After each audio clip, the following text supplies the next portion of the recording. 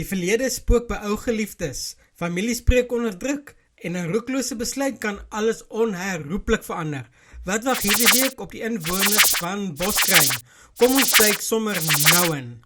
Hallo almal, ek is Dalk en welkom terug by TV Praatjies. As jy mal is oor jou weeklikse diepe waters voorskoue en nie 'n enkele oomblik wil misloop nie, druk daai intekenknoppie sodat jy altyd eers weet wat aangaan. Maandag 15 September, episode 201. Die broers staan voor 'n moeilike besluit oor hul groot gala en dit gaan beslis spanning veroorsaak. Intussen bevind Rousseau en Anja hulle weer alleen in die huis wat eens aan hulle behoort het en dit bring ou herinneringe en emosies na vore. Nou is die vraag, sal julle graag wil hê Rousseau en Anja moet weer hulle verhouding laat opvlam? Laat weet my in die kommentaar.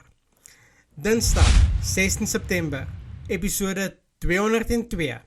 Anja en Rousseau wil graag die verlede agter hulle los, maar is dit regtig so eenvoudig?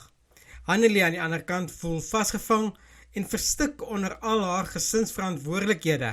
Woensdag 17 September. Annelie stel haar pa teleur en kry swaar daarvoor, maar dit is nie al nie.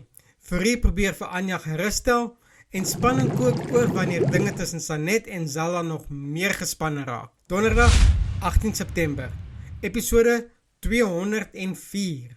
Na 'n harde dag maak Annelie 'n gevaarlike, roekelose besluit wat haar lewe kan omkeer.